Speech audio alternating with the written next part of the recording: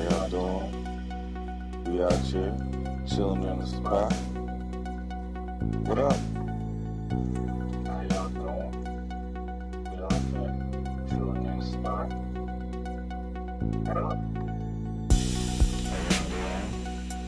We out here, chilling in the spot.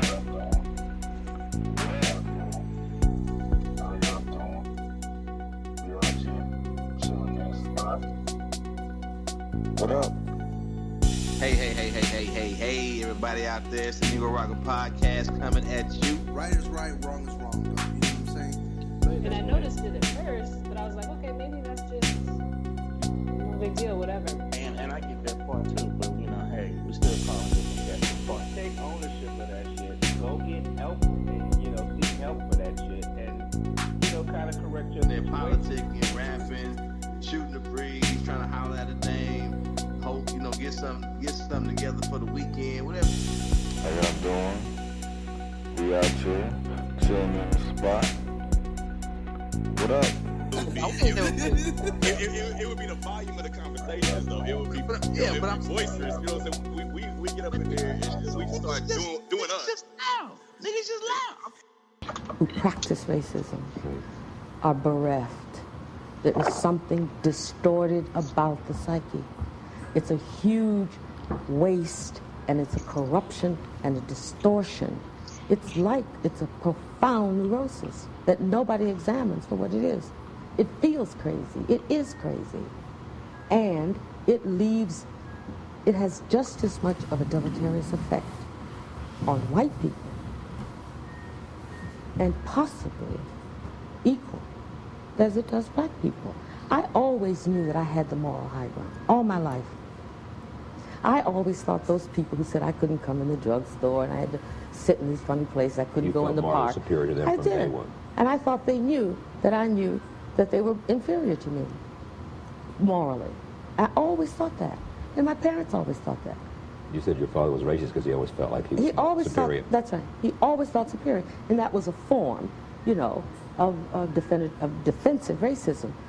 But if the racist white person, I don't mean the person who is examining his consciousness and so on, doesn't understand that he or she is also a race, it's also constructed, it's also made, and it also has some kind of serviceability.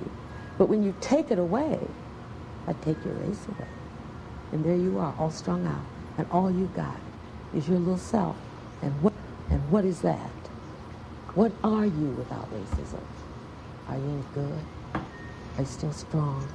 Still smart? You still like yourself? I mean, these are the questions. It's part of it is, yes, the victim, how terrible it has been for black people. You don't like that. I'm not a victim. I refuse to be one. And the victim is the other person who is morally inferior. And That's a serious question. To of course. Racism if you have to hold, for his or her own self-esteem and definition. If you can only be tall because somebody's on their knees, then you have a serious problem. And my feeling is white people have a very, very serious problem. And they should start thinking about what they can do about it. Hey, what's going on out there in the Negro Rockin' Podcast, I-70 Connect. It's Skeleton Crew today. KC Stork, Joe Jeff in the house. Everybody abandoning us. They out living their best lives while we in here putting in the work for the people. That's all right, man. We got broad shoulders. Broad shoulders, dog. Carry the load. Call me Atlas. Put it on my back. Put it up here on my back. Put it on my back, nigga. I got this. Oh man, Toni Morris, man, it's one of those people when you hear her talk, man, it's just whew, she puts something on your mind, and that's a very good video, very good. Her and was that Charlie Rose, yeah. So yeah. As always, and I say it every show, we put the links in the show notes for a reason.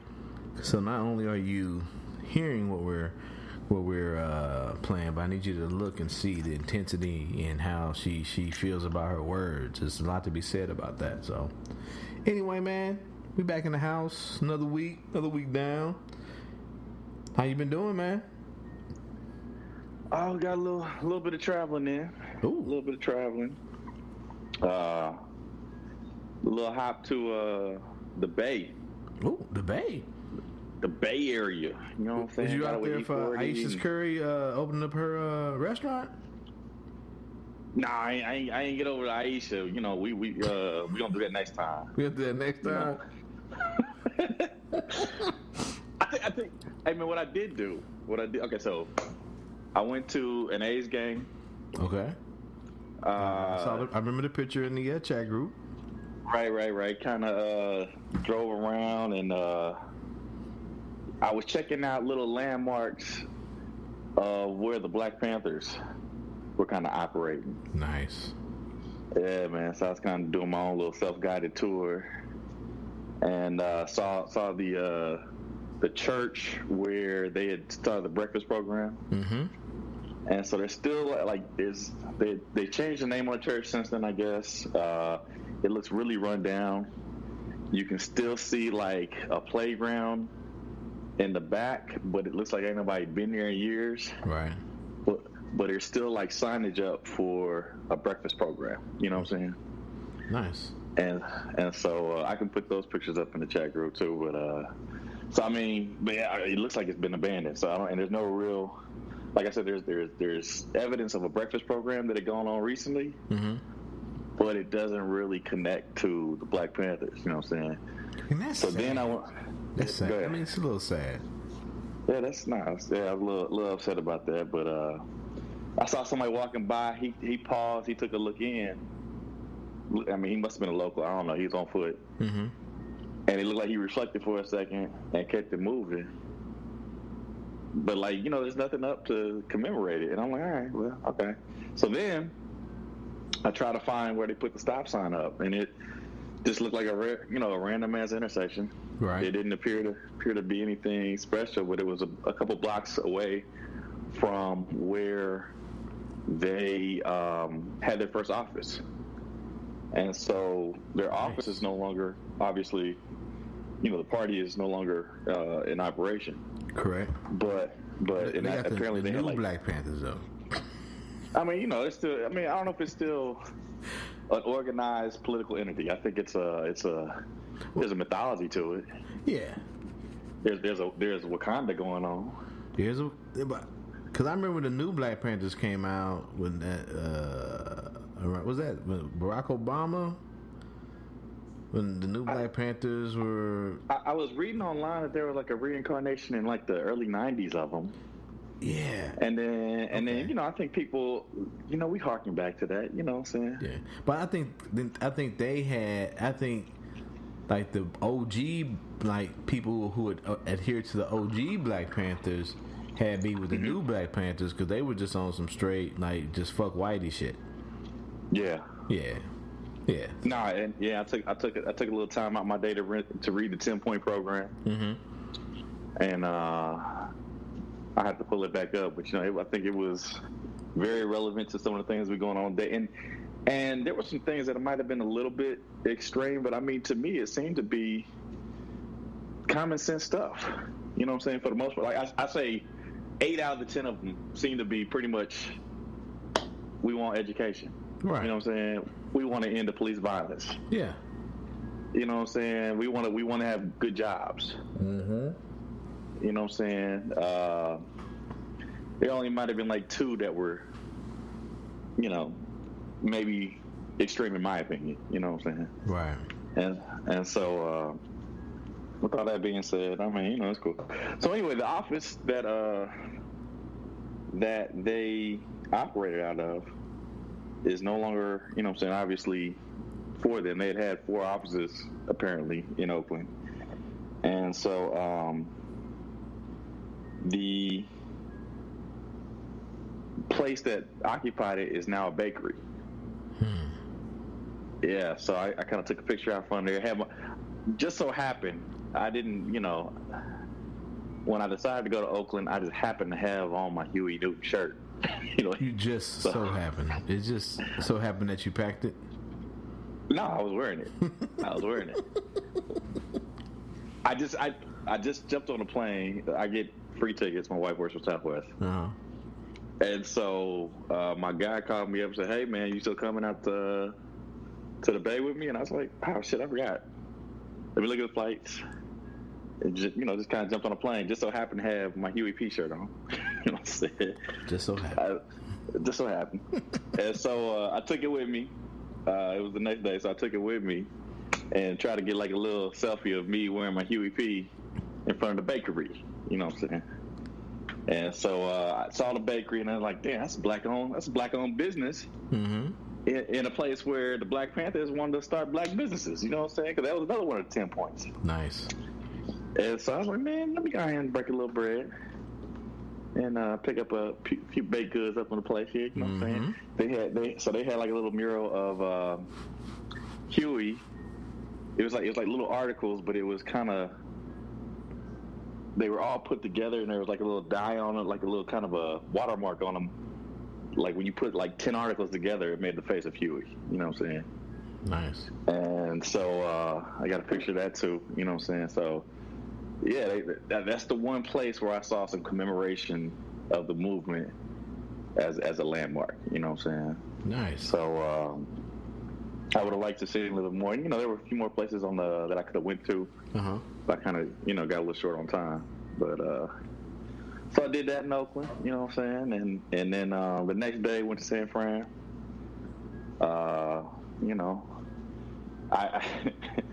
I found out as I was flying back in the in-flight movie that there was a scene from Ant-Man where they were walking right by the place where I parked.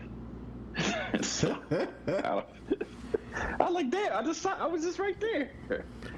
That's like sometimes when I see these shows and movies like like the latest Spider-Man, me and Lady Lavender went to go peep that, and she's like, oh yeah, because they had the closing scene. They're like outside of I forget what building they're outside of. She's like, oh yeah, that's where I took you. And I'm like, oh damn, I was right there, wasn't I?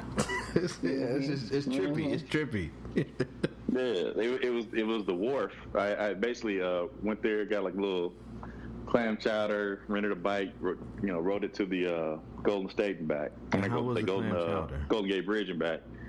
But like the scene in the movie, he comes out from behind this building and starts walking towards the wharf. Uh-huh. And it's like one of the bad guys. You know what I'm saying? Right.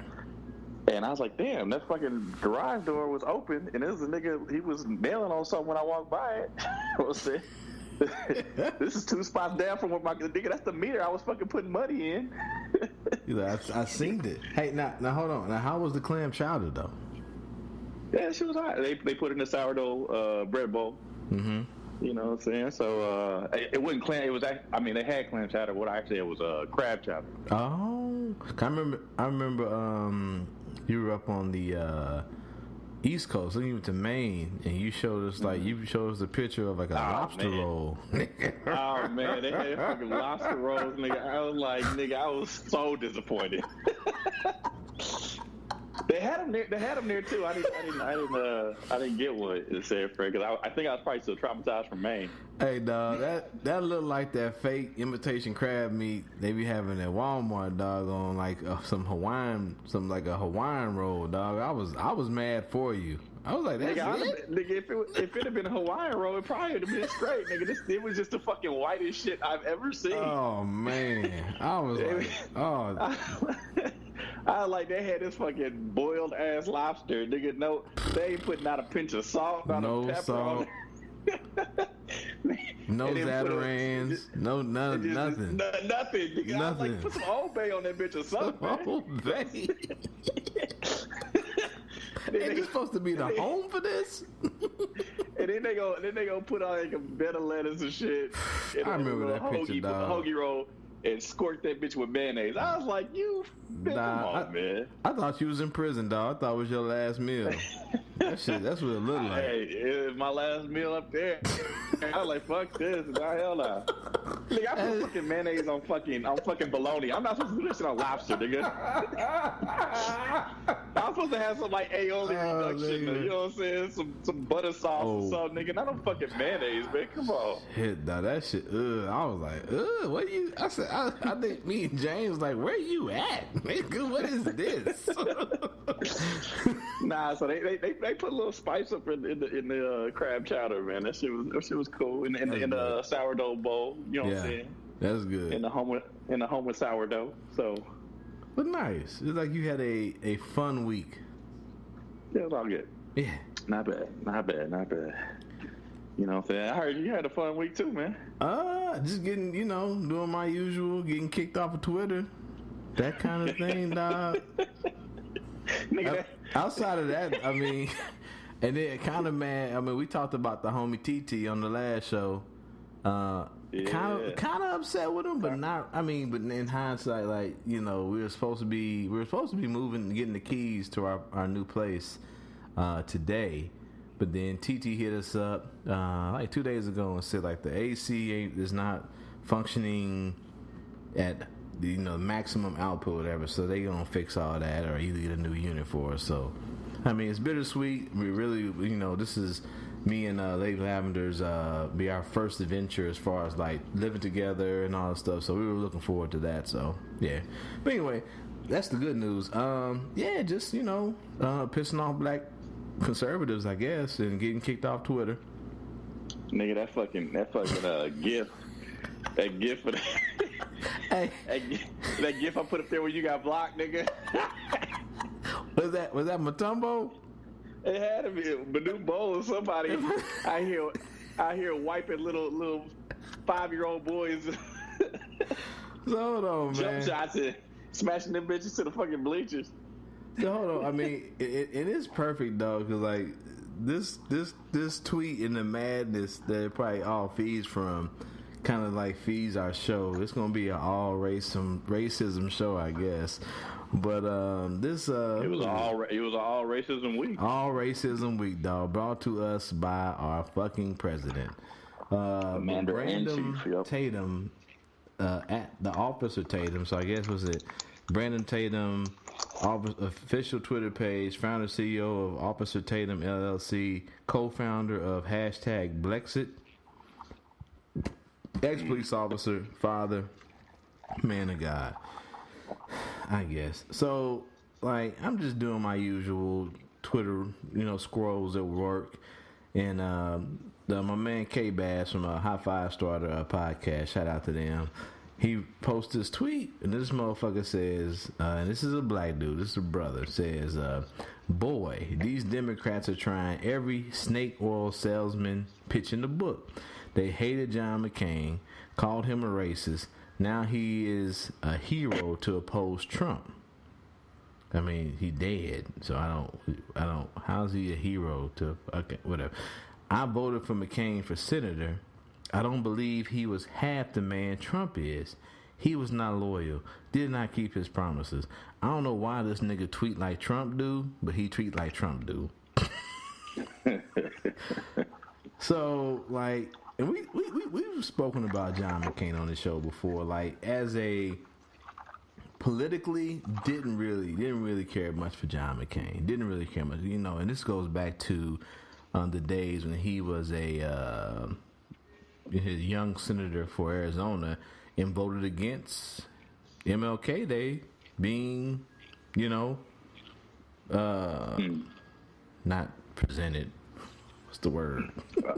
Canonized, whatever. And then people always say, well, they changed it. It wasn't until the NFL said we're not going to bring the Super Bowl there that they changed it. People forget that little known fact. That was the big push.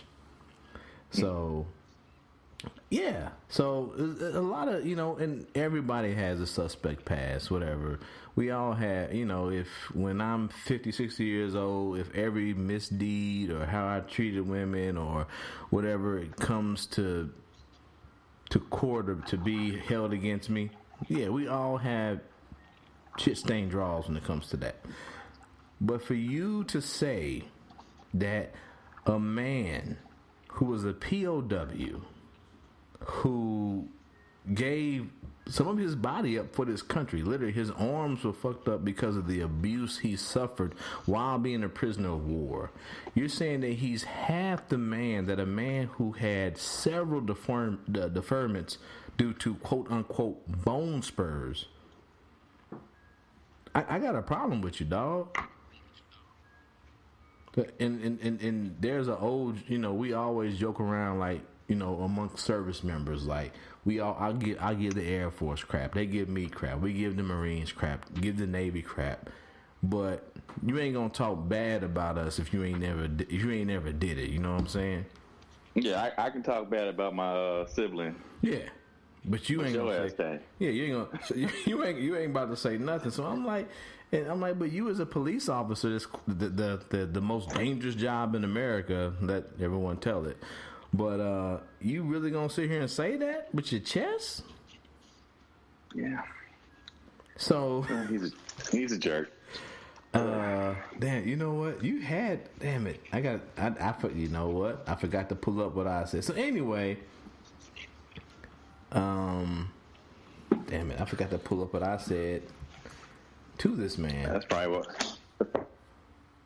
That's the we had on Facebook. Yeah, I'm about to go to Facebook where I posted this. Oh man, it's been one of them weeks. Anyway, hold on. Let me scroll here. Ooh. And of course, the internet decided to act stupid. Yeah, so I see this tweet, and in response, I put, "Wait, this coon said that a war vet, a POW, was not half the man Big Orange was. This nigga a bot." Within, I guess, Russian bot out here. A Russian bot. The next day, I was suspended from Twitter for the second time. And it just, I don't know that, I don't understand their policies. I don't get it. Because I see people on there all the time, especially like white supremacists, saying the most crazy, the most vile shit. That's because we don't want to call the police, man. That's the problem. Nigga, we just let them run up in the apartment. Nigga, we ain't gonna stop them at the door. Wow, you bringing up old shit from last week. I wish Ada was on here because I'm sitting shots at Ada. Pow, pow, pow. We just let them come in. We just let them come in and do whatever they want. They just walk up in the building, just kick in doors. You know what I'm saying? Nah. But they calling on us though. They calling on it. That man, Brandon Tatum. He called the police. Well, I guess he is the police. I don't know. I don't know what he does. I don't know. So, if he's from Los Angeles, California, what's the hashtag? Why he fucking with Blexit? Ain't that the European whatever? Oh no. Blexit is the black exit from the Democratic Party. No, my bad. Blexit was a old girl. Old bitch, Candace. Nigga said old bitch. Owens, isn't it? I would get her name mixed up. That's your boo, dog. That's your boo. Yeah, we got a love-hate relationship. Yeah, like just a lot of hate, not a lot of love. I love to hate her. Yeah, maybe one day y'all fall in love. You can help her get her hair did right. That's a no-go. Yeah. So anyway, man. So yeah, outside of getting banned from Twitter, man, just living life, taking care of kids. Real excited about school about to start, which means football's about to start for my twins. So really excited to see these. Of course, the classroom, that goes without saying, because anything less than the B, that's gonna be playing on sports. I already know what it is, but just real excited to see the hard work they've been putting out the entire summer.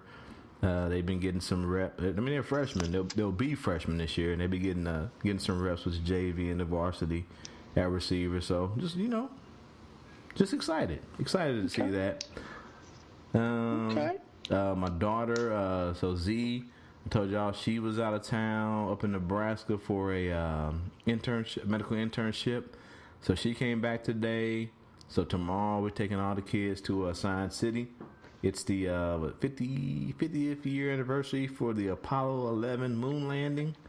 So yeah, they're gonna have some stuff down there at Science City. So we're gonna go take the little boys for the most part. But I like my kids, man. The twins and Z, the teenagers are real excited about taking their little brothers down there. So that really makes the old man smile. So yeah, that's what's up. Like I didn't realize it was the anniversary coming up. I had seen on Twitter Ned Yost. Mm-hmm.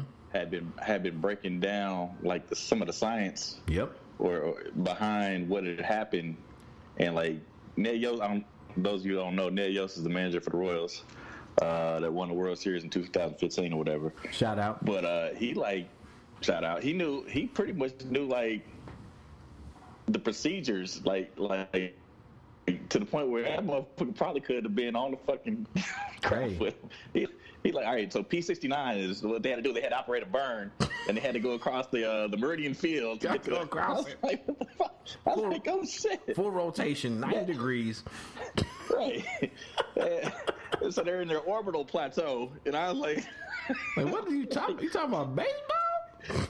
This nigga know a little bit more than baseball. God damn. Yeah, that's good though. Everybody, yeah. I think we all at one point. I mean, not the same dream, but a lot of times the field you end up in may not have been your dream field. So you always, maybe he wanted to be an astronaut when he was a little boy. Yeah. Or maybe it'd been, but you had more than one dream. Yeah, you had more than one dream. Mm-hmm. Yeah, so yeah, that's good stuff though. Yeah, so yeah, even now, the nerd, the nerd kid to me is kind of excited too. I've never been to Science City, so I'm pretty excited. Yeah, that's nice. It's a nice little place to be. Yeah, nice little hangout for the kids. So definitely. So we you know what? Let's just roll into some of this racism. Oh yeah, that's what I've been waiting for. All right, first up. So I know we here on the podcast don't do it, and we tend to hold each other accountable, and society that we discuss and talk about accountable, because I guess people have a revisionist history. Like, I guess prior to Trump, they think that the GOP was never racist. They're the ones who ended slavery, man. They wrote the 13th, 14th, and 15th Amendment. They did. But then the little thing called the Southern Strategy came, and then what happened? Well, it was 100 years later, man. That ain't the same thing. Ain't the same thing? Okay. I'm going to have my homeboy Colin Powell talk about it. I'm also troubled by not what Senator McCain says, but what members of the party say. And it is permitted to be said. Such things as, well, you know that Mr. Obama is a Muslim. Well, the correct answer is he is not a Muslim. He's a Christian. He's always been a Christian. But the really right answer is, what if he is? Is there something wrong with being a Muslim in this country? The answer is no. That's not America. Is there something wrong with some 7-year-old Muslim American kid believing that he or she could be president?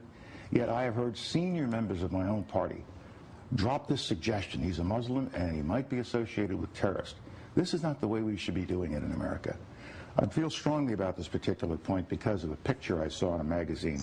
It was a photo essay about troops who were serving in Iraq and Afghanistan.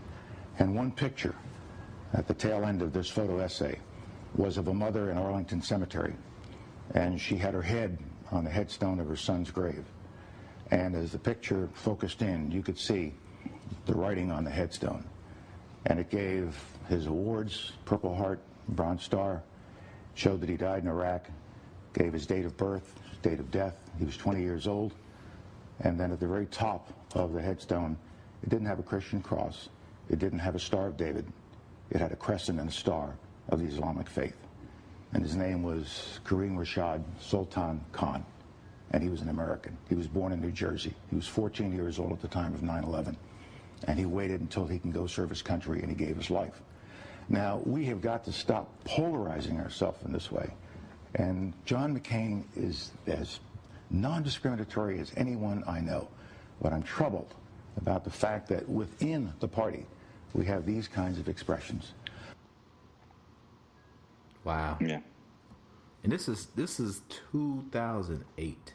So this is when the whole birtherism and before we get deep in what he was saying, I mean, this is one of the times where I say shout out to John McCain, because John McCain was someone who silenced that. Because at his own, like, one of his own rallies, a woman was like, he's a Muslim, and he was like, no, we not gonna do that. Yeah, that was it wasn't his rally. It was oh, my bad. It was a town hall meeting. There we go. I want to say, because I remember watching it. I don't remember if it was like a Republican town hall meeting or.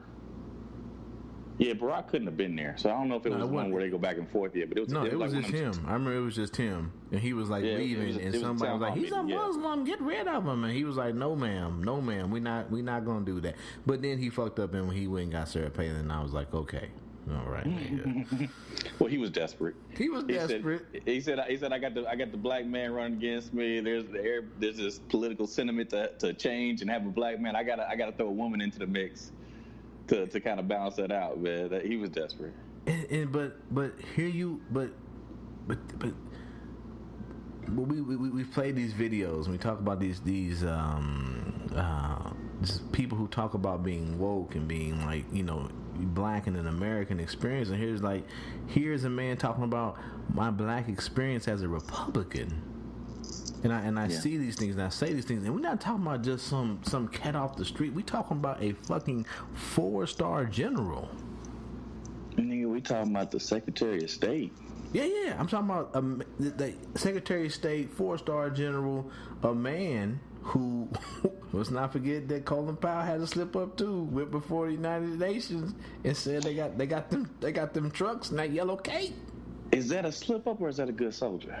That's a good. I mean, but you're a good soldier. But even as a good soldier, they said that you will. I have the right to refuse an unlawful command. Even as a soldier. I don't want to relitigate the whole Iraq war. Yeah, I know. I don't want to do it either. I get what he was doing. He may have believed in the end. Based on the evidence they had, no matter how sloppy it was. They may have actually believed that shit. You know what I'm saying? So I will. Yeah, let's not. Yeah, we're not here for that. We're here for racism. Nah. We're not here to talk about geopolitical debates about why we ended up in Iraq. Now, you know, 15 years ago. 15 years ago. But it's so like to me when we also talk about the show too, like the idea of a soldier is not someone who looks like me. It's not someone who looks like, you know, like 30 pieces. It's not someone who looks like 10 meters who also served his country. You know, the idea like we get the Patriot and it's a white guy with muscles and blonde hair and all this other shit, and it definitely. I mean, yeah, Colin Powell's beloved by the Republican Party, and after he got a little fire after his appearance here on Meet the Press, because now when I was watching the clip, I remember this is back in the day when I used to watch Meet the Press, and I realized all this shit was just making me upset. So MSNBC, CNN, I just had to stop watching all that shit. Mm-hmm. But even him just walking down the street is not what people typically think of when they think about the American soldier. It's the John McCains. It's the Pat Tillmans. But I love the fact that he gave the image of a young Muslim man who gave up his life for this country. Mm-hmm. No, I mean, I've got good friends. Yeah. You know what I'm saying? Who may or may not have been born in America, but grew up in America and believe in the ideals and tenets of America, and then believe in the opportunity that it was promised to afford them, and disheartened regularly by the way we treat people who are American citizens because they're the other. Yeah. Including congresswomen. Yeah. It's just crazy, man. Because like I said, I have served with. Well, I don't know. I mean, we still in the early. I mean, as far as context goes, the early stages of like transgender soldiers. But I have served with gay soldiers, Muslim, Mexican, Pakistan, in all colors and varieties of people who are putting their life on the line for this country. And then when I see a president who pretty much says, if you ain't white, you ain't right. I've given 20 years of my life to this country. I put my life on the line 3 times for this country. How do I digest that? How do I just okay, I guess that's what we doing. And then when my commander's like, you sure you getting, and because in July it'll be my 20 years. I'm getting out. I'm done. And my commander like, you sure you want to be done? And he's a good old country white boy who probably voted for Trump. I don't want to assume, but from all the conversations we had, I'm 95% sure he's voted for Trump. I'm like, this is my boss. My boss is telling brown people to go back where you came from, even though they're fucking American citizens. What do I do with that?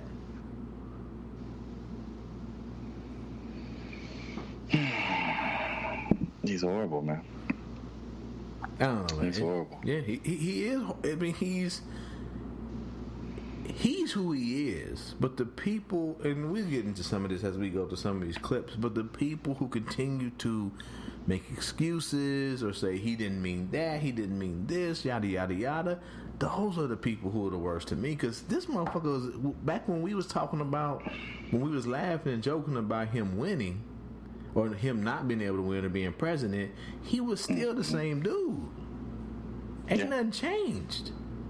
But I mean, the reason why he was able to get elected is, like Colin Powell was saying, is that is a sentiment that has been deeply embedded in Republican followers, and they hate to admit this shit.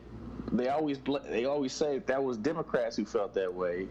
That shit has shifted. Those fuckers, you may not have been one of those people who feel that way, but the people who felt racist and anti-black or anti-immigrant, whatever, have shifted over to your party. Yep. And they have infiltrated your party, and they have, put a virus on the fucking agenda of your party, and you, as a partisan, have absorbed all the information, and you feel comfortable with a racist running your party. And I'll put it this way: if he ain't racist, he sure walk like one. Motherfucker sure talk like one. Hey, what's that? That Dave Chappelle skit? You may not be a whore, but you wearing a whore's uniform. You wearing a whore's uniform, and that shit is damn confusing. You know what I'm saying? Yeah. So I mean, go ahead, my bad. Go ahead. Let me give you this man's words. So, Donald J. Trump, at Real Donald Trump. So sad to see the Democrats sticking up for people who speak so badly of our country and who, in addition, hate Israel with a true and unbridled passion. Whenever confronted, they call their adversaries, including Nancy Pelosi, racist.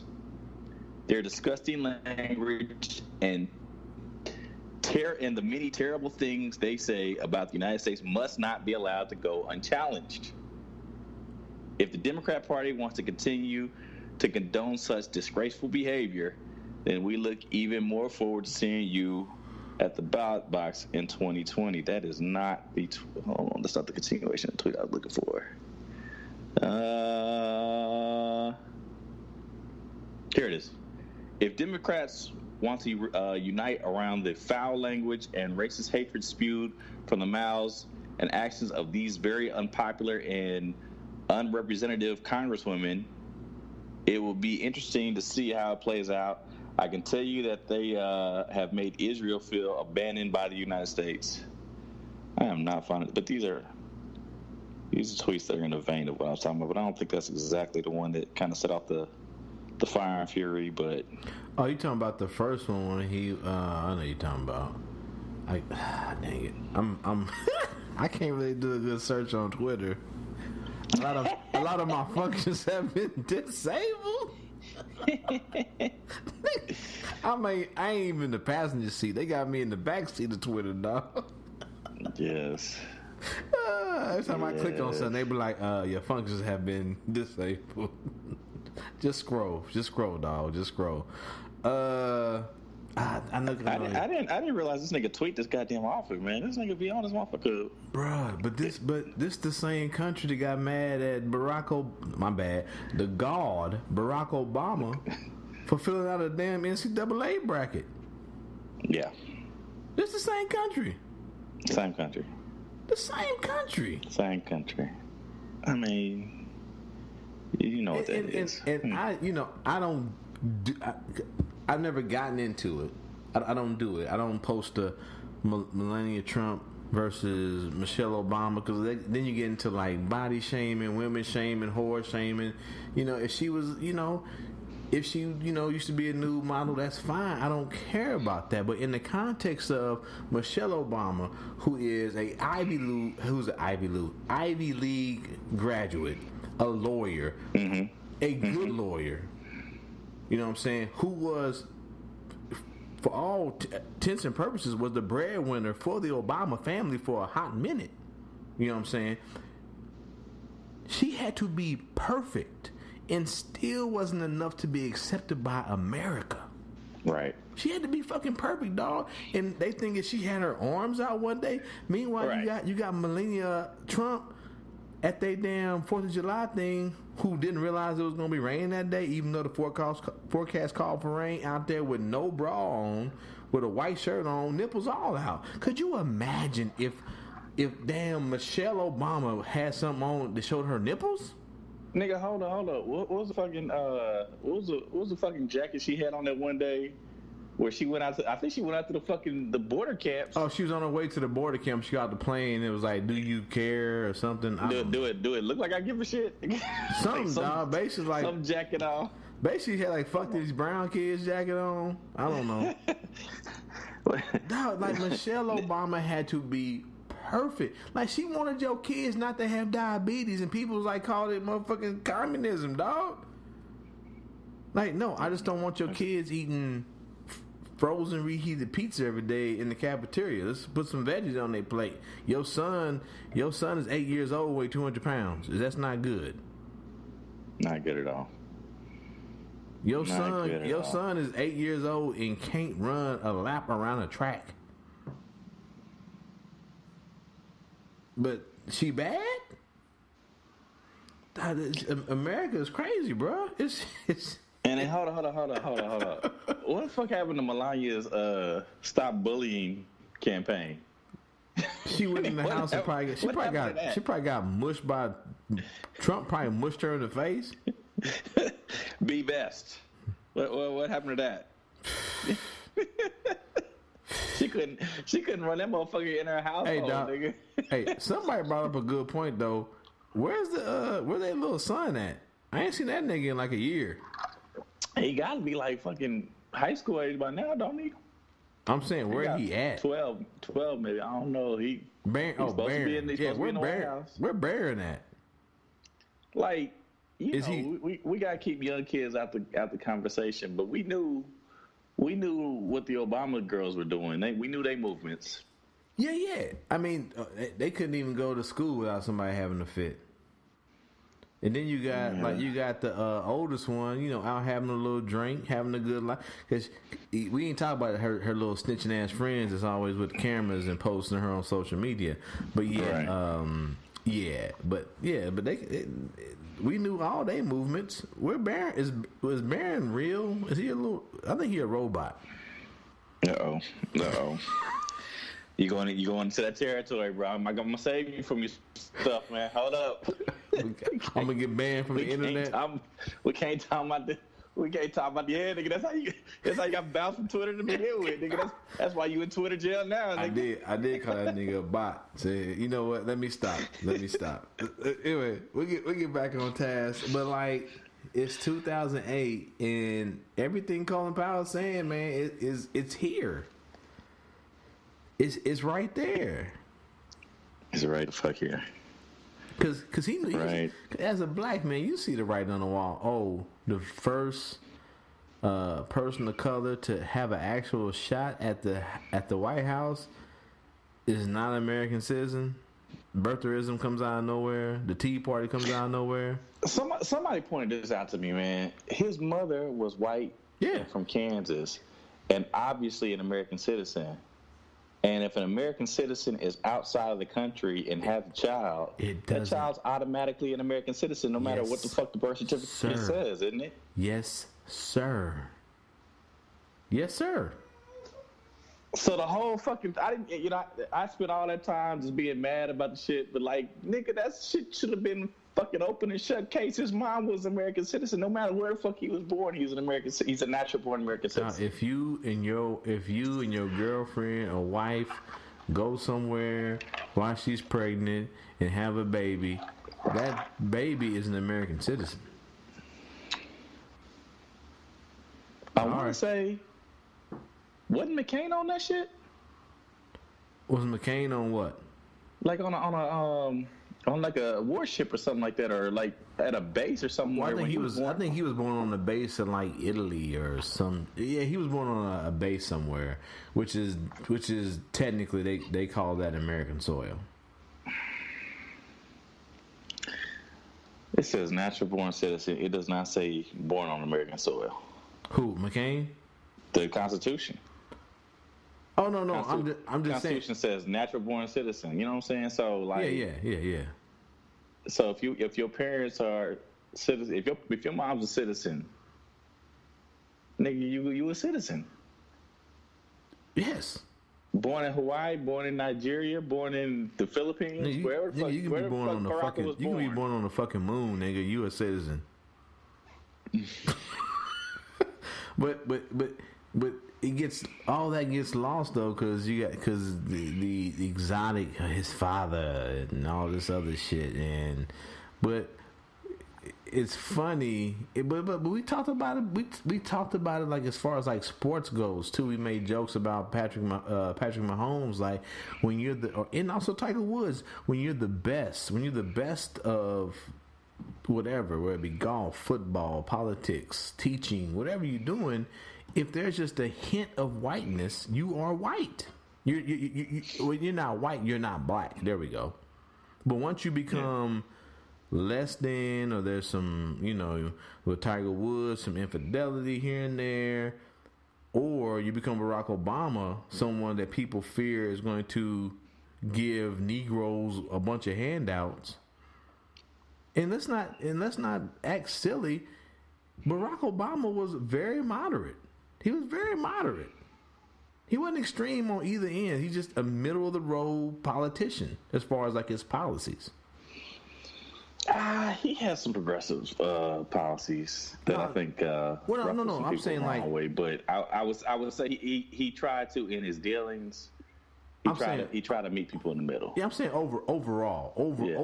Like he did have some other things that were, ain't no other president about to be on there talking about my brother's keeper and all this other shit like that. No, that's not gonna happen ever in this lifetime.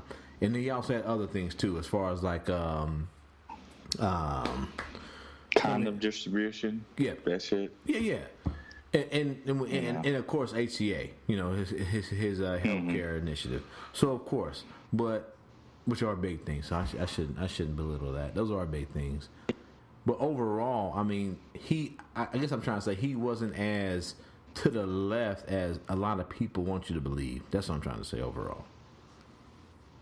No, but I don't know. It's just weird, man. It's just weird, but like in America, you have to be, if you're not the best, you're just another nigga.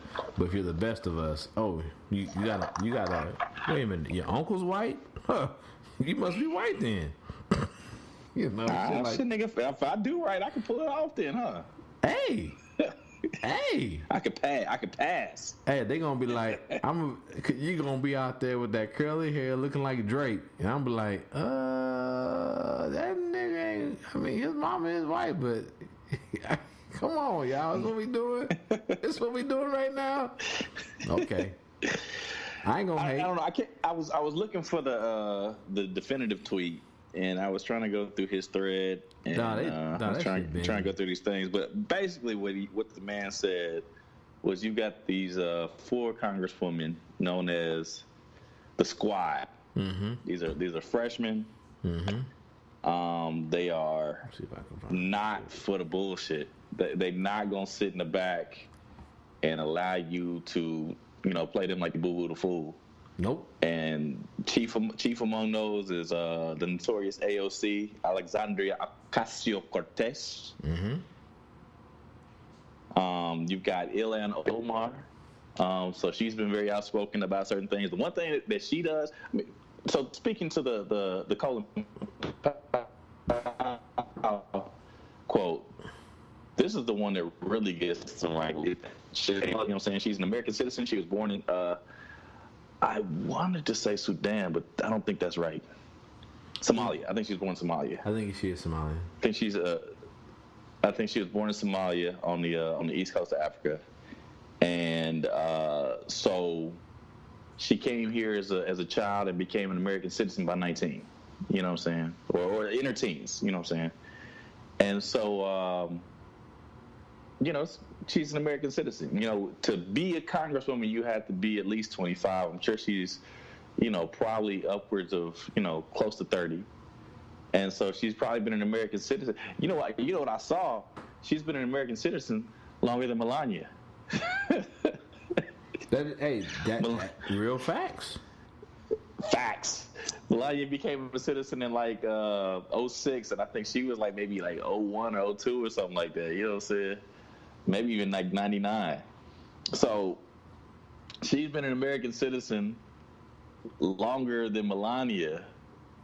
And what the tweet was, and there's two others to the group. A woman out of Boston. I think we have a video from her. Name is Presley, Ayanna Presley. Yep. Black woman. And then I can't remember off the top of my head, but there's another woman from Detroit, and they're a progressive group. They're not sitting behind. They're not waiting for tenure to allow them to join the committees that they want to be on, to allow them to speak in public settings. They upset an apple cart. They even really get into it with Pelosi on the Democratic side. They're not even waiting for the Democrats to get them the opportunity to speak. They're going to take their opportunities, and they feel like they have a mandate from their constituency to get up there and say what has to be said. Mm-hmm. So basic. And hold on, Joe. I think I found a tweet. The initial, you talking about the initial tweet, which started all this shit show, right? Yeah. So let's see.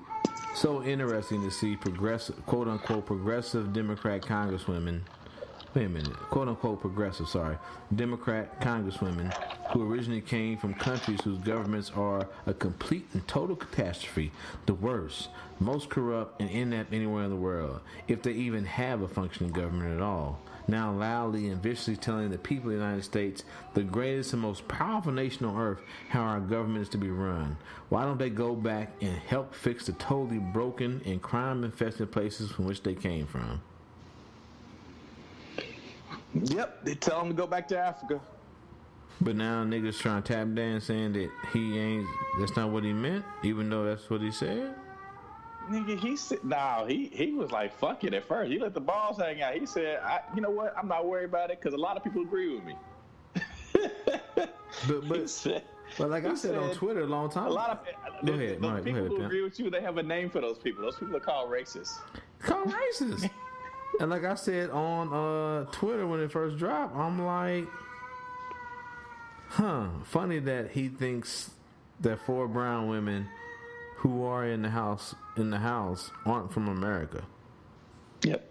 Well, I guess one isn't. So 3 brown women aren't from America, but they're all American citizens. From America, she's American. No, that's what I'm saying. But they're all American citizens. You have to be an American citizen to serve this nation.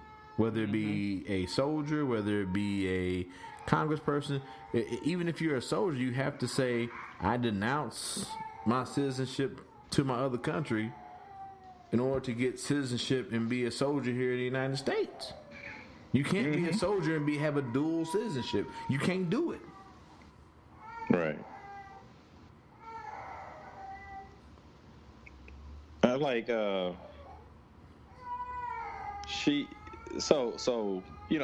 Cortez, AOC has Puerto Rican roots, but she's from the Bronx. Mm-hmm. Rashida Tlaib is the one I couldn't remember before. She's from Detroit. She's got Palestinian roots. Yep. But she's from Detroit. Presley is straight up black. Nigga, like, hold the fuck up. The old girl from Boston, she one of us. So what you trying to really say? You trying to say black folks need to go back? You know, we didn't come over here voluntarily, so that's some of the crazy shit. So the only one who falls under that go back scenario would be Ilhan Omar, and again, she's been a citizen longer than his wife, the first lady.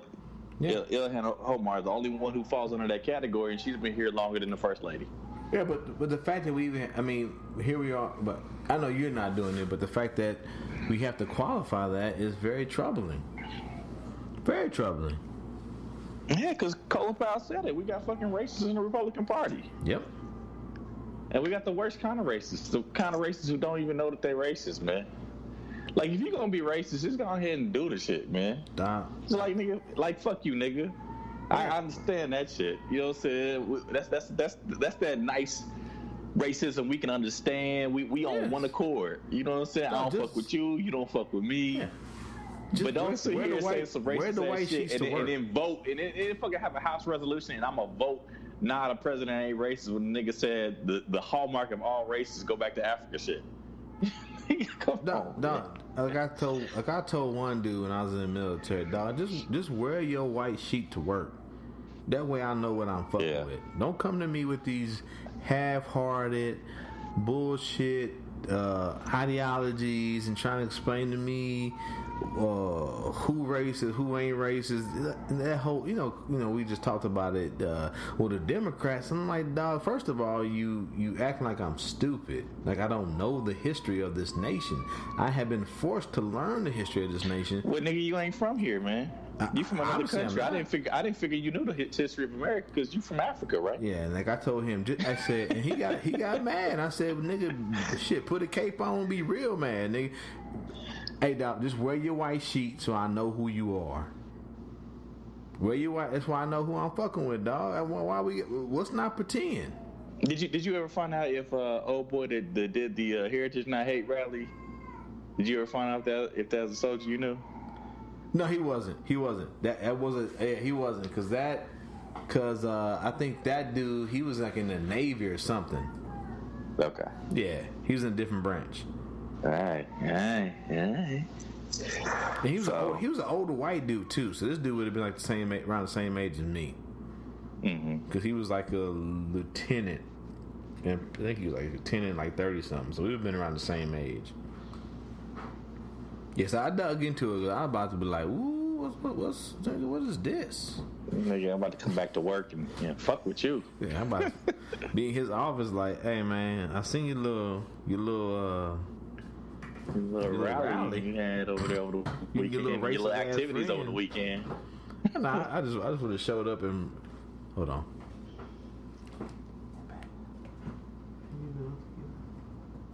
Thank you for getting the boys. My bad. I've been like, yeah, man. I put a big cross outside in front of the drill hall that we can set on fire later on this evening if you want to. Right. So, but even then, though, there's still. I mean, the fact that it shouldn't surprise me. But I guess because I'm in the organization, that there are just racists within the military is still always amazing to me. But I mean, it is. Nigga, the fucking occupant is a racist. The occupant is a racist.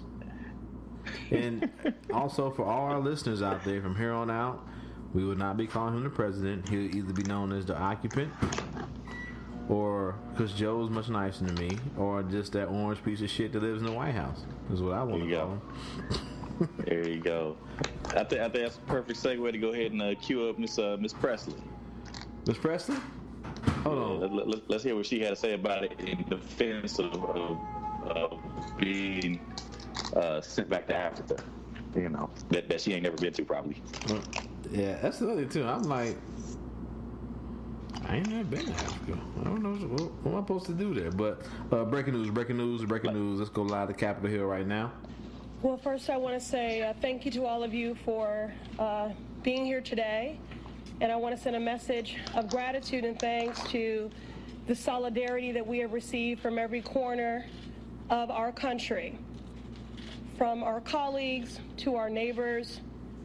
We are grateful for your solidarity, your encouragement, and your support in the face of the most recent xenophobic, bigoted remarks from the occupant of our White House. I will always refer to him as the occupant, as he is only occupying space. He does not embody the grace, the empathy, the compassion, the integrity that office requires and that the American people deserve.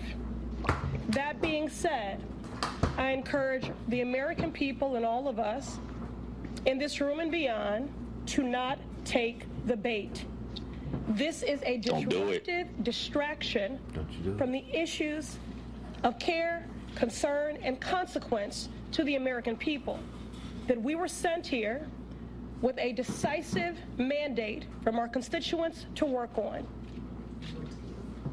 Everything from reducing the cost of prescription drugs, to addressing our affordable housing crisis, to ensuring that the American people have more than health insurance, but health care. More recently, thanks to the partnership of Chairman Elijah Cummings and the advocacy of myself and a coalition of advocates I've worked with for decades, we held the first hearing on childhood trauma. And in sitting in that hearing, as we heard about the many manifestations and iterations of childhood trauma, in the wake of... No disrespect, but she's sitting. Anyway, I'm out. Public health crisis and epidemic that is gun violence, in the wake of PTSD, in the wake of those battling substance abuse disorder and a host of other things, it was impossible not to think of the trauma that is being inflicted upon children every day at our border. At the end of the day, if we improve the conditions of children in a cage, they are still in a cage. Damn it. And we are viscerally, vigorously, and fundamentally opposed to the criminalizing, the vilifying, the mass detention and deportation of migrant families who are simply doing what is their legal human right, and that is to seek asylum. In the tradition of who we say we are as a country, a beacon of light and hope and of refuge. This is simply a disruption and a distraction from the callous, chaotic, and corrupt culture of this administration all the way down.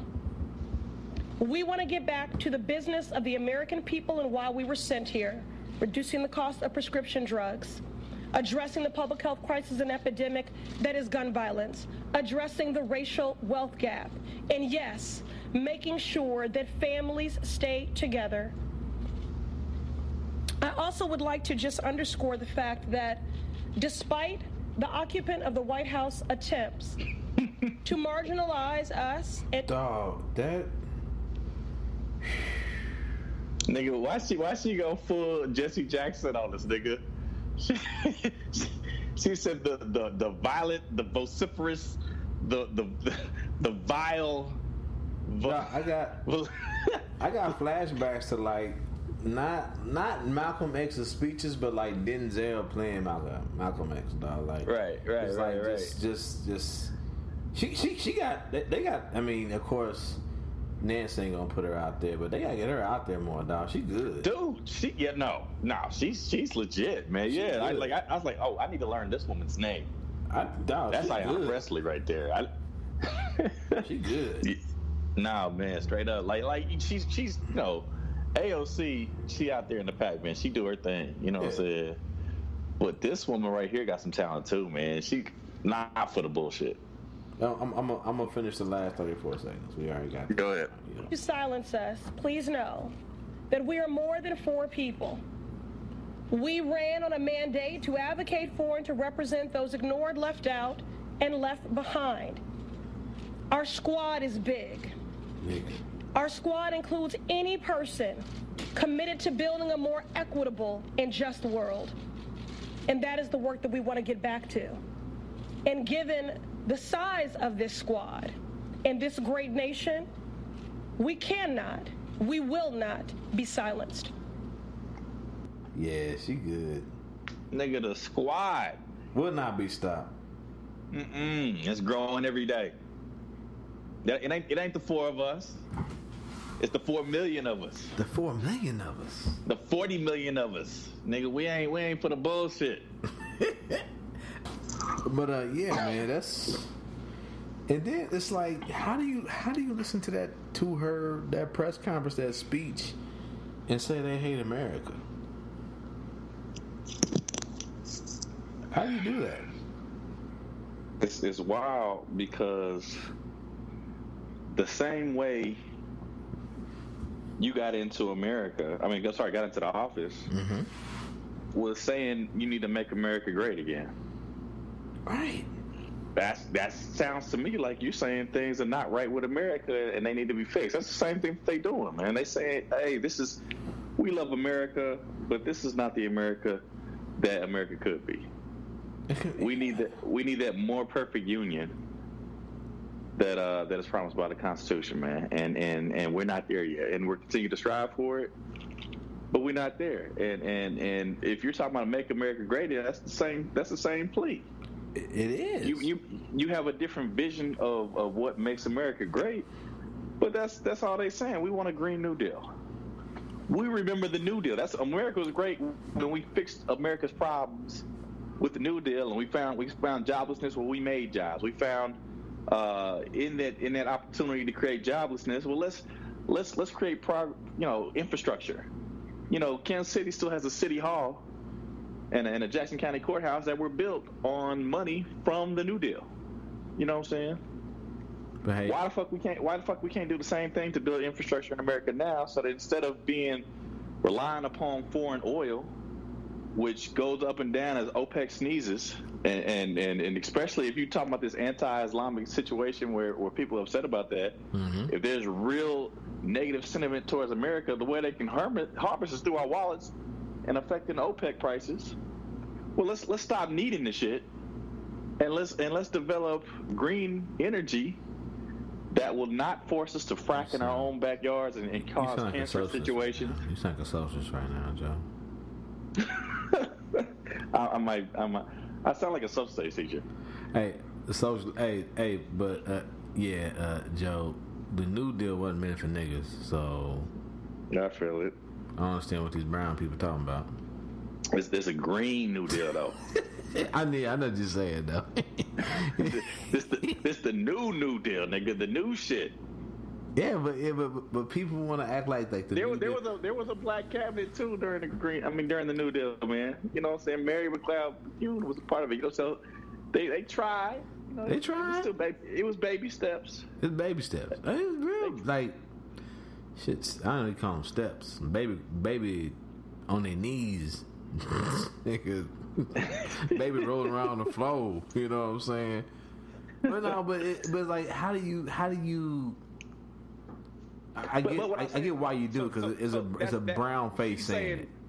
That was America in crisis, and America showed its greatness by addressing those crises in a bold fashion through government intervention in the economy. Right. Let's make America great again.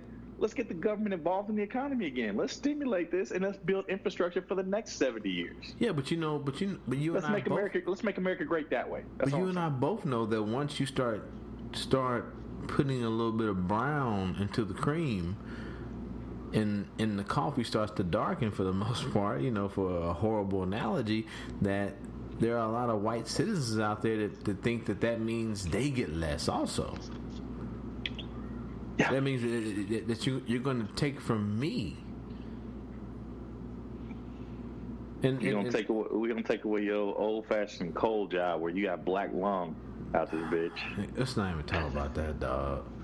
like when you see that, he was running and we're gonna bring coal back, and I'm like, you're not gonna bring coal back. Ain't gonna be no coal. Ain't no coal, nigga.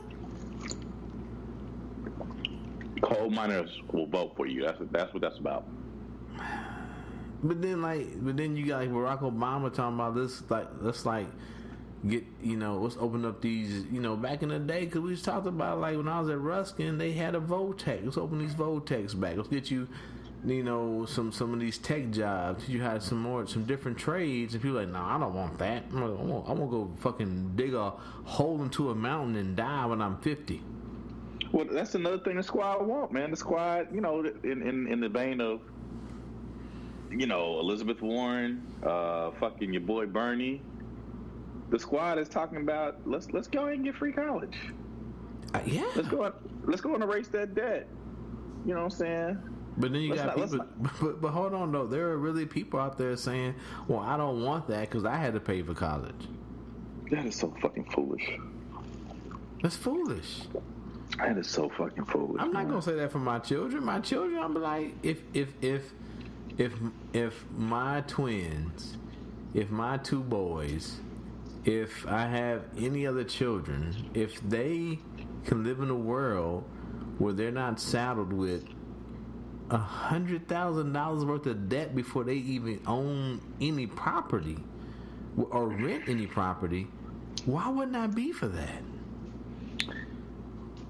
Because I'm an ass. And I'm a racist ass at that, because it didn't come from a white man, I guess. I don't know. Yeah, and I got the first two I got lucky. You know what I'm saying? With Amaya being able to play basketball and Zakiya, and he's still smart. Don't get it twisted. He's still smart as fuck. But and she still can hoop. And on the other end, Zakiya is she's smarter than me. She just ain't got the life skills that I got, but she's smarter than me, and she can still hoop too. She be sending me text messages like, and then she even says, "Well, yeah, they're all nerds down here," but like they go to the little rec center. She was up at the University of Nebraska with her little internship, and she was like, "I was giving them buckets, Daddy." So they didn't want me to play, and she said by the second game they was like, "I better guard her. She a shooter." She got that mid-range, dog. I told her, I said, hey, everybody can shoot the three. Everybody, for far as boys, everybody can dunk. But the art of the mid-range jump shot has been lost. You get you a good mid-range, you'll be deadly. And she listened. She listened to me, dog. Yeah. I thought she was the back to the basket type girl, man. Go ahead, put that ass on your she do that too. You about to pay. That's the first thing I taught her was that drops, because she's strong, but she's not tall. You know what I'm saying? So she can still, like most tall, like cause a lot she get down. She played the 4 in the 5. She can play the 3, 4, and the 5. So if she get down to 4 and the 5 territory, she don't get her a big white girl son that's like fucking 6'2". They gonna be able to block a shot. But that's why I told her, okay, so you out there, you can D them up, but on the offensive side, you're a liability. You got to get you a good mid-range jump shot. That way, you get them out the paint, and you give your big room to operate. And she listened. That's how that's done. That's called floor spacing. No, she listened. I'm like, if you can get 2-3 feet outside the paint, catch the ball and shoot. Don't sit up in the short corner. Yeah. I'll set up in the short corner and give you people a little room to drive, a little big man, a little room to operate down there. We set up a triangle. No. If you deli from the top of the key, if you deli from the free throw line, you giving your big room to operate. As soon as that ball comes to the top of the free throw line, the triangle is now set. So now somebody got to come out and respect your little mid-range jump shot, little bounce pass down to the post, or kick it back out to the corner 3. What we gonna do with it? What we gonna do? Rodger. We really down a rabbit hole. Oh, my bad, dog. Come on. I know we talking about our babies. My bad. The coach in me came out. Hey, dog. When I seen her. Oh, you when I seen her hitting the mid-range jump shots when she was in high school, I almost cried, dog.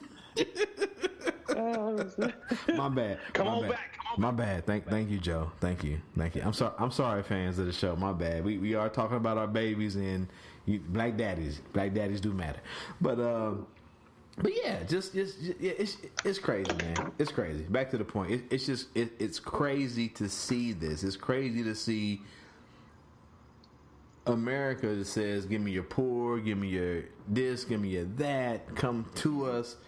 But if you're brown, your starving masses yearning for freedom. Yeah, but if you're brown, hold on a second. We're gonna throw you in the cage, Rich. And then on top of that, though, like I like the fact that if you listen to her speech, excuse me, if you listen to her speech, she didn't even get into the adults. She talked about just the kids. Yeah, man. Just the kids. Like, even if you improve, like, hey, to quote the now crazy Kanye West, even if you in the bins, you still a nigga in a coop. Even if you improve the conditions, you still a kid in a cage. Yeah. Yeah, man. So we'll get him some toothpaste. Maybe. Like, I don't know. That might be a lot. I don't know if we get him toothpaste. We might get like one little soap on a rope and let them niggas pass it around. They passing around the same rag to all them kids. And matter of fact, we didn't even talk about your boy Matt. Did we talk about it last week? No, we didn't. Your boy Mike Pence went down there. Yeah, no, we did. We talked about it last week. We did talk about it. You're right. My bad. We did. But it's this the country I'm fighting for. Yup. Proudly. And so sometimes, like, when I hear, like, these so-called quote-unquote half-woke-ass blacky blacks talking about ain't no black man be in America's army, I'm like, I kind of hear what you're saying. Damn, live podcast now. We just edited. All right. Damn, live podcast now. Damn, live podcast now. We just edited. All right. Damn, live podcast now. Damn, live podcast now. We just edited. It's gonna be crazy, man, because we really are setting up enemies at our borders, or at our border. Because as somebody pointed out, if it's all about illegal immigration, why are we only targeting the brown population? Why are we not in these Irish communities, these Asian communities? And it would still to be just as bad either way. Why is it just Hispanic or brown people or Dominicans or whatever, just people who are brown who are being targeted by ICE when illegal immigration goes across the board? Or 21 Savage. Yeah. Good day, Mike. Right. I'm just saying though, but that speaks to the racism. That's like it's not in the policy, but it's an unspoken policy where it's about keeping people who are not European, or I guess for some part Asian, because they're thought to be the superior race when it comes to brown people, out of America. Yeah, I mean, we have a long and rich history of discriminating against certain immigrants, man. Chinese Exclusion Act. You know, there was a year back in the 1800s where they allowed 10 people from China into the country. Nigga, 10. Like, you could probably name 10. Name the niggas that they let in the country. 10. And so, I mean, just like... But then when people say America isn't built on... Like there was a dude, but before I got banned from Twitter, there was a dude on there who with his whole chest said, I can't believe Donald Trump would say this. Our forefathers would not stand for this. And I'm like, the forefathers that had slaves, nigga? Yeah. Them forefathers? But it's the whitewashing and the dumbing down of, we talked about on the podcast before. Nigga, like, we talked about the shit last week. Fucking Jackson led the Trail of Tears. He had the original internment camp. Yes. But also that was a fucking Holocaust. That wasn't even an internment camp. That was fucking real concentration camp. Niggas. Yes. Several motherfuckers died on the Trail of Tears. A bunch. Several families, nigga. Several generations. But we talk about fucking history. But you talk about you're in the classroom, the dumbing down, the softening of American history. Like you talk about how you try to, like I see what the books say, but let's really talk about what's going on here. Because if you got common sense and you read the book, you should see that there's some shit being left out. Let's talk about it. I think the books do a better job in this day and age of addressing that shit. I think certain teachers skip over the chapters they don't want to fucking talk about. There we go. You're right. You're right. But there are books. There are also states that try to exclude certain things from books. Also, yeah. Texas is a big one. Yeah, I mean, I think it's important to have curriculum that addresses everybody, so we don't end up in a situation where you think here that when you have this opinion that the only true Americans are white Americans. You know what I'm saying? You have to understand that there were several people who going. I believe I don't remember if it was her or one of the other ones from Squad who talked about the rich fabric that has gone into making America. This is woven in with people who are, Chinese in descent. You know what I'm saying? Built the railroads and everybody and have brought certain economic opportunities over here. You talk about African Americans here who helped build the empires of the South for free and haven't been compensated for that. Yeah. You got Hispanic people who have come up here and certain lands that we had claimed from Hispanic people. They didn't call them immigrants when we took the land, California, Texas, New Mexico, Arizona, all that shit was Mexico. Yeah. Not some territory. Nigga, that shit was fucking Mexico. And we said, nah, we want this. This looks nice. But, yeah, we're gonna have that. and shout out to some of our Irish brothers who came and held it down on the East Coast. Yeah. For a hot minute. Yeah. So I mean, we have a long, rich history of nativism, of xenophobia, of just not pulling up the bridge. You know what I'm saying? We the old, the only people who are not immigrants and we all know this is Native Americans. Yes. Everybody else need to go back to where they came from. So when we sit here and talk about send her back, we have Chance in North Carolina talking about send her back. Send your bitch ass back. That might. if only Apple wouldn't block the podcast, I would say that should be the name of the show. Send your bitch ass back. but yeah, exactly. It's like, but yeah, to the point of but I think a lot of people get into it, and we're like sold this idea of George Washington chopping down the cherry tree and no lies and all this shit, and it's like that nigga had slaves. Yep. Thomas Jefferson was fucking a slave. That nigga didn't have slaves. Oh, did I tell you? I told you the time I went to fucking. We talked about it on the podcast. How they try to change up the fucking narrative? Yeah, bro. How they Benjamin Franklin was a known freak who was known to visit whorehouses. Right. No, go ahead. No, he was always up in brothels. You know what I'm saying? Yeah. No, he was out here trying to mag bitches down. But now that motherfucker. When I went to fucking Mount Vernon. Yeah, there we go. Vernon, they was over here talking about enslaved butlers. Those are slaves. Nigga, that's a slave.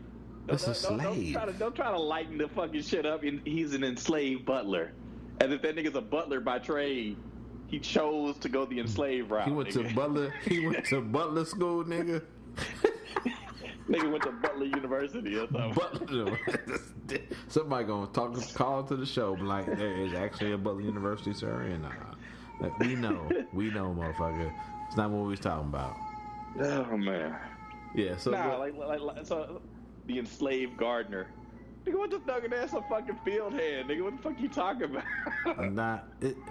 But that's what we're talking about though, like the softening of history, the softening of not wanting to offend people who look like the people who own slaves, and that's where we get to this point where some guy on Twitter is like, well, the forefathers would never say send her back, and then my dumb ass is like, yeah, because somebody got to pick this cotton. This nigga sent her into the fucking chains. Send her into the field, nigga. Send her into the hot box. We ain't about to waste this good labor. Oh. Shit. Nah, I think Omar, man, she got them features, man. She might have been a house nigga. They'd try to change her name to Bessie or something. Yeah, Omar kind of light skinned, and then I said very disrespectfully to Ayana. She's sitting, but she does have some features that probably would have had her in the bed. Like, let's get the bed warm for everybody. Oh, sister girl, man. Yeah, they probably did something, man. But anyway, that's sad. That's sad, but that's America. Yeah. So we talked about like a lot of the racism leading to it with Colin. Then we talked about the squad. So let's get to some of the aftermath. The great brother Emmanuel Cleaver from the great state of Missouri, specifically Kansas City, Missouri. So so basically what had happened was that Trump had his tweets. He told these 4 congresswomen to go back to Africa. It's a huge violation of decorum rules within the DC circle to basically be saying those type of racist things.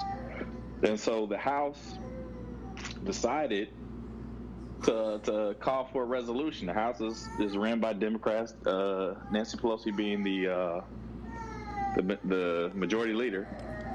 And so what had happened was she, in one of her speeches in front of the House, calling for the president to get, slap on the wrist to me. I don't necessarily get how this is supposed to be important. I guess for historians, they said they hadn't had a resolution of admonishment for the president in over 100 years. So this is saying, hey, when historians read this 50 years from now, we're going to find out that, hey, there were people who stood up to Trump because Trump was doing some wrong things. So for history's sake, yeah, but for reality, it's a slap on the wrist. Let's admonish the president, She gets up in her speech and Pelosi calls him a racist. And so then that might be a violation of House rules.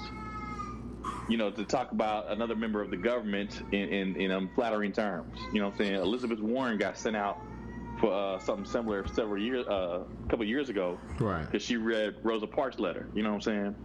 So some Republican gets up and has something to say about Nancy Pelosi calling the president racist, and they want her testimony stricken from the record. You know what I'm saying? But go ahead. Hold on, pimp. So this is the same House, Senate, all that shit, where a man stood up at the State of the Union and called the president a liar? Or said you lied? The same one. The same party. Same area of the nation. The same nigga, the same chamber. No, I'm just saying the same. I mean the same area, like it's like DC. Nigga, that's the room they were fucking in. This room they were in. They were in that room. In that room. When a nigga stood up and called the black president a liar. A liar. Okay, I'm just checking down. I was making sure because I thought it might have been a different place. I'm just making sure. In that fucking room, nigga. Okay. So my pastor, Rev. Because I'm an atheist, but it still made me smile when you said it. That's my pastor. That's Rev. It made me smile. So Rev gets up. Rev is he been we in the 5th district have sent Rev down there a couple times now. You know what I'm saying? And so he's been a leader in the Congressional Black Caucus. He's kind of moving up in the leadership. And so he was presiding over the ceremonies. And when he comes home, it's always a treat to hear him speak back at the home church. He always talks about civility. You know what I'm saying? And he's definitely a Democrat. He definitely thinks that Donald Trump is uncouth and does things, completely erroneous, and he has a backwards way of doing things, and it always comes out in his speeches, and it's but he always does it in a funny way. But like his main thing is, we've gotten away from civility. It's about tribalism now. Mm-hmm. You know what I'm saying? It's my gang versus it's Crips and Bloods. You know what I'm saying? My Pretty gang much. Versus your gang. Republicans versus Democrats, red and blue. And so, they asked him to preside over this meeting. And basically, when this man stands up and wants to call out, Pelosi for calling the president racist, when other people on the other side do the same, if not worse. And what they did to Barack Obama was way worse, like you said. Stand up and call him racist in the State of the Union dress. The State of the Union, nigga. You know what I'm saying? Rev had enough. Emmanuel Cleaver basically said that's enough for me. So you can go ahead and play the clip now. But I don't have nothing to add to that. But beautiful setup. I'm pushing play. To join us in condemning the president's racist tweets. I request that the gentlewoman's words are unparliamentary and request that it be taken down. We don't ever want to pass up, it seems, an opportunity to escalate. And that's what this is. I'll dare anybody to look at any of the footage and see if there was any unfairness. But unfairness is not enough, because we want to just fight. I abandon the chair. That was powerful. I ain't playing no other Fox shit. But so hold on. I'm gonna, because the clip is so short, I'm gonna rewind it back a little bit. So you have Rev just basically dropped the mic. He dropped the gavel. Because some of you might be like, what just happened? So Joe set up the whole before this. So basically, you have Pelosi speaking, followed by Emmanuel Cleaver saying, "Yeah, fuck this." Well, there was a Republican in there who made an objection before that. But yeah, then Cleaver basically sets up and says, "You know what? I'm out." But you like how they made the Republicans' rejection so like you don't even know what happened. Mm-hmm. This is Fox News though, so I hate the clip comes from there, but it is what it is. In condemning the president's racist tweets. I request that the gentlewoman's words are unparliamentary and request that it be taken down. We don't ever want to pass up, it seems, an opportunity to escalate. And that's what this is. I'll dare anybody to look at any of the footage and see if there was any unfairness. But unfairness is not enough, because we want to just fight. I abandon the chair. That was powerful. Dog, that is the blackest of blackest daddies saying, I just want to come home, read my paper, eat my food, and not be bothered with none of you motherfuckers. Yeah, man, I love Rev. Rev is a treasure, man.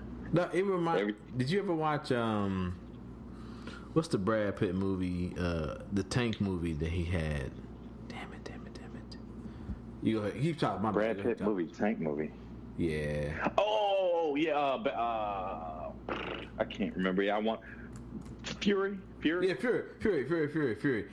Like one of my favorite scenes is them after they I guess quote unquote took over the village, and they're up in those women's rooms, and they're making breakfast. He's reading his paper.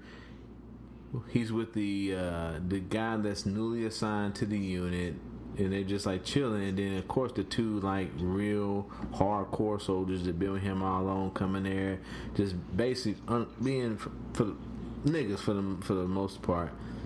And he gets mad, and he's just like, I just wanted to have a normal day while at war, which seems strange to people who never been in war, but it's just like I just wanted 5 minutes of normal, just being normal. That's all I wanted. You know what I'm saying?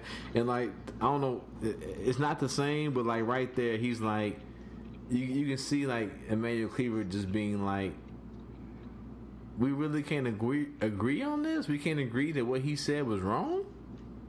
Okay, I'm done. I'm done with all this shit. Mic drop. So you really about to sit here and tell me that what the president said wasn't wrong? So instead of me showing my black ass in front of the world, I'm just gonna be like, okay, pimp, I'm out. Yeah. That's how I took it. That's how I took it. Yeah, I basically, I mean, he went on to, I think, CNN, and he went on to Fox. And basically, because I was in San Jose eating breakfast at the hotel when I looked up. I said, "Hey, there go Rev on the screen." You know what I'm saying? I figured he's a congressman, so it might have been for anything. I didn't realize that he was deeply involved in the debate. And when I say involved in debate, he wasn't necessarily a combatant taking a side. I mean, he's with the Democrats, obviously, right? But he was presiding over the hearing. He had been asked to do so because of his stance on civility, and so he had been admonishing both sides equally. So he admonished Republicans, but he also admonished, Democrats for their acts, being a Democrat. And so it got to the point where it was like too damn catty. And he's like, "Look, I got better things to do. Better things to do. I don't look. You keep on arguing if you want to, which they did, but I'm not going to be associated with it. If it don't stop the argument, if it brings attention to the need for civility, great. If it doesn't do anything for that, fine. That's fine too. But for my own mental peace, I got to go." Yeah, but it's not lost on me too. Also, in a society or in America, that like. Damn it! But we have me and James have a friend from the old days of Cred, who I actually wrote to her spokesperson in the House. She's from Kansas, and their big thing was they never denounced that that what the president said was racist. They basically said that this is a nation of free speech. So it's just funny, in a nation of free speech, where you say that someone's racist, but here we are at the very core of where rules and laws are made. They say, well, you should be denounced because you use free speech to say that the president was being racist. I mean, but they have rules within no, they have to. They have. I mean, you have to have. No, again, you have to have rules, but it's just fucking. You go back.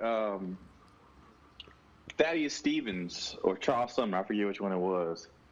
I want to say Sumner got beat with a fucking cane back before the Civil War. They had a fight. They had a fight. This nigga beat his ass with a cane, split his head open and shit. Right. These niggas, they can't devolve into that type of argument. No, they have to keep it civil to keep the business of America moving. I get that, they have to go by certain decorum. No, I get that, but all I'm getting out of this is everything else is cool, but except for calling a white man a racist who said racist shit. So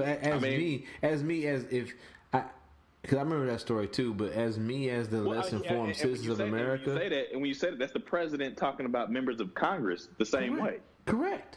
But so when a member of Congress called a president back, now it's a problem. But the president can call out these members of Congress and tell them to go back. 4 brown women specifically. Mm-hmm. But then you got Nancy Pelosi. That's a whole nother thing, dog.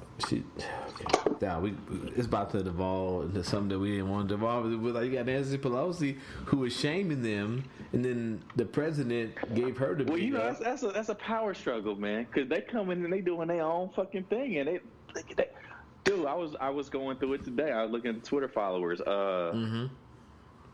I say between Presley and the girl from Detroit, I can't remember her name. They got about, between the two of them, they got about 1 million followers. Omar got about 1.2 million followers, and AOC got about 4 and some change. Mm-hmm. You know what I'm saying? They have the ear of America, and they just walked in the door in January. You know what I'm saying? Because they spitting that real. They're not catering, and hopefully they'll never get to that point. But once they the speaking money, truth to power, man. They speaking truth to power. I hear you, but once that money start kicking in, then what? If it does. That money might come at them, but I'm saying they feel like they hear on a mandate, man. They feel like there's things more important. Some things are more important than money, and I feel like those four. I hear you, but at one point in time, Kanye West also made sense to everybody. It may happen, but I'm saying in the here and now, in the here and now. Oh, the here and now, we got to ride them. I mean, not like that, America, but we got to. They may become the new establishment. What they're doing though is they're upsetting the hierarchy. Yeah, I agree. And it's making the people who are the swamp monsters up in D.C. We talking about drain the swamp. They here to drain the swamp. Matter of fact, that's how AOC got into power. They had somebody who I don't remember his name, but he was high up in the leadership. He was probably, if Pelosi had stepped down, he may have been the New Yorker from whatever district she represents, might have moved up and become the new speaker. But she out-primaried him in that district and basically, took out one of the most powerful Democrats in the Congress. And she's bringing a new attitude and a new agenda, and she's changing the way things are done. And it's not okay to be here and be establishment and be for the status quo. We're not here to maintain the status quo. The status quo is not working for a lot of Americans. I agree fully. And so that's what she's here to do. And Pelosi doesn't like it because I'm a creature of habit. I want my things to run the way they're supposed to. This is not how it was when I got it, when I was a freshman congressman or congresswoman. I wanted to go that way, and we should work our way up into it. But her constituents are not for that. The American public is not for that. The American public is saying, "Yo, this has got to change. It's got to change now." The American public is saying this is all fucked up. Yeah, not when my congressman gains some respect to the chair of the House who's been there for 20 years. I don't care about how they work within you 435 people. For us, they need to go do the people's business right now. And so the squad is saying, hey, we're not here for your little games when it comes to seniority. We here to do my people's work. I came here with a mandate. That's what Presley said. I came here with a mandate. And I'm here to execute that mandate. I'm here for the people. I agree. But I'm not gonna say but. I just hope they can keep the same energy because America needs it. You know what? If they don't keep the same energy, they have set the precedent for the next AOC, the next Presley, the next Omar, the next Tlaib is her name, to step in and do the same thing. I agree. I just hope I hope even if they get changed, the next AOC, the next I don't mispronounce the name, Alana. Am I saying that right? I hope they don't get discouraged because the people who influenced them got changed. That's all I'm saying. That's it. Could we need that? We need, whether it be women of color, whether it be young white dudes, whether it be brothers who are woke, whoever it is, transgender, gay, whoever it is, we need more people, as you said, and other people have said before you, speak to power. Speak truth to power. The founding fathers set up the House of Representatives to be close to the people. That's why they are elected every 2 years. Yeah. So if you're sitting there for 20 years and you've been elected several times over, and you have gotten to the point where you're an elite, and you have forgotten to represent the voice of the people, you got to be elected every 2 years. And we keep, our memories are maybe too short to remember what the House. No, I'm joking saying the Senate, but just like, yeah, because all them motherfuckers been bought and paid for 2 times over. Well, that's the thing. The Senate's a different animal. But what I'm saying is the House is designed by the founding fathers. The senators may be able to be a little bit above that because I might say something tricky, and then I got 6 years to change the narrative. Right. And you may forget about what I said 6 years ago. You know what I'm saying? But the House is every 2 years, and we remember, hey, that dude disrespected, my passions, my hopes, my dreams. And so, therefore, I'm going to remember that come Election Day. And so if I am not doing the people's work, it's time for a new voice. The House was designed to do that. But then the way, when they get down there, the House leadership wants to have this old boy system. And that's counterintuitive to what the Founding Fathers had basically set up for a body that was close to the people, that was responsive to the people's wills. The Senate is supposed to be a little bit removed. No, they should be able to breathe and be able to think maybe about a bigger picture. But the House is supposed to be sitting here and close to people and doing what the people say. The people are saying right now, by putting the AOCs, the Ayanna Presleys, the Omars in there, but Brother Joe leaves in there, that we need change, and we're not going to wait for another 6 years, another 8 years, another 12 years. We want to change now. Brother Joe, I hear what you're saying, but the Founding Fathers didn't think it'd be like a bunch of brown women and niggas in the house either. That ain't got shit. You know what? I know. I'm joking. It's a poor joke. It's a poor joke, Joe. I know you own one, but it's a poor joke. You know what I'm saying? Shit. Hey, somebody, there was, I ain't gonna say her name, but, she doesn't work at, so I told you we have like, different representatives that come in and staff our cases sometimes, because they are the, people who are they are the subject matter experts with the equipment that we work with sometimes. And she had listened to our podcast, and she was like, "You and your friend Joe y'all should be in politics." I'm like, the world ain't ready for me and Joe to be in on goddamn politics. Fuck it. I like, you like me, and Joe is much more reasonable and knowledgeable about history than I am. It wouldn't work, cause Joe be up there being reasonable. And then I'd be like, man, fuck this. That motherfucker racist. And then Joe be like, yeah, he is racist. And then it just goes all downhill from there. we would definitely have to be on two separate campaigns. We could be running on the same ticket, nigga. No. we would just cannibalize each other. It wouldn't work. It wouldn't work. I'd be like, hey, we should do the right thing. And Rodger comes through like, nah, fuck that. That nigga a bitch. That nigga like, a bitch. That nigga is a bitch. And then Joe be like, he is a bitch. I didn't want to say it, but now that you said it. And then James would be there supporting us, and he'd be like, yeah, fuck everybody. And they be like, isn't that your brother? He'd be like, yeah, and now we fighting. So now we fighting. Yeah, it's gonna be Thaddeus Stevens and Charles Sumner and them all over again. Nigga. We gonna be straight up brawling. Yeah. I like, it wouldn't work. I won't work. Just let Joe if he wants to go into politics, he do it on his own, and I'll just support him. And we'll delete. We had a politician on the podcast. What happened to Frank, man? I don't know. Frank don't like us no more. He was the oh man. I'm joking. Frank, he was the nominee. Frank had a baby. Frank and his wife had a baby, and Frank just doing them daddy duties, dog. Daddy duties, dog. That could be a whole other podcast.